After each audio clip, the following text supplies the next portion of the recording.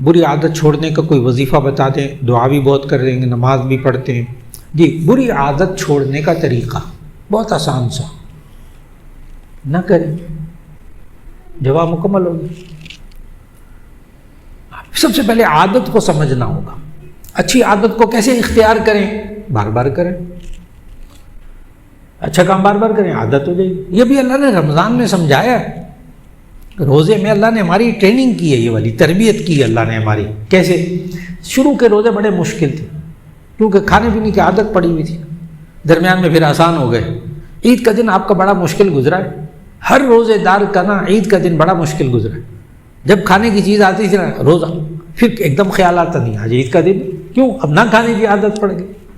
तो अल्लाह ने क्या समझाया, बुरी आदत को कैसे छोड़ना है, ना करें या वक्फा ज़्यादा कर दें, वक्फा ज़्यादा कोशिश करें, हफ्ते में एक दफ़ा, चलो होगी हफ्ते में, फिर और ज़रा वक्फा करते जाए, छोड़ते जाए, यहाँ तक कि उस गुनाह के ना करने की आदत पड़ जाए। नमाज़ पढ़ने की आदत कैसे डालें, कोई वजीफ़ा बताएं जी, वजीफ़ा नहीं, नमाज बार बार पढ़ें, आदत पड़ जाएगी। तो अच्छी आदतों को कैसे इख्तियार करें, बार बार करें। बुरी आदतों से कैसे जान छुड़ाएं, न करें। बहुत आसान बात, लेकिन करना मुश्किल है, लेकिन आसान।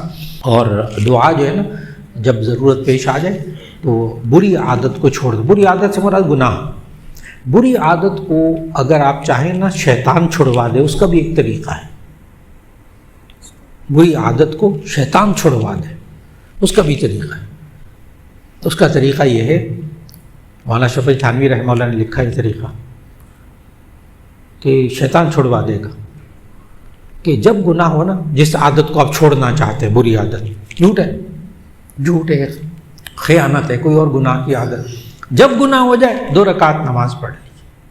100 रकात ना करें, मैं अगर गुनाह हो गया तो मैं 100 रकात पढ़ूंगा ना, 100 रकात पढ़ी जाती ना गुनाह छूटता है, 2 रकात।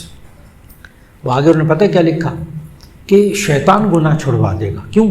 शैतान को ना जन्नत से निकाला गया सजदा ना करने की वजह से। ये अल्लाह का बंदा जो है ना, ये गुनाह करके तो बाद में 4 सजदे करता है, तो शैतान कहता तू सजदे ना कर, गुनाह छोड़ दे, ये काम ना कर, इससे मुझे बड़ी तकलीफ होती है, तो करके देख ले। जिस गुनाह को छोड़ना हो पक्का इरादा कर ले, और 2 रकात नमाज, जिसको कहते हैं सलातुत तौबा, सलातुल इस्तिग़फ़ार, खुद नबी सल्लल्लाहु अलैहि वसल्लम ने समझाई। छूट जा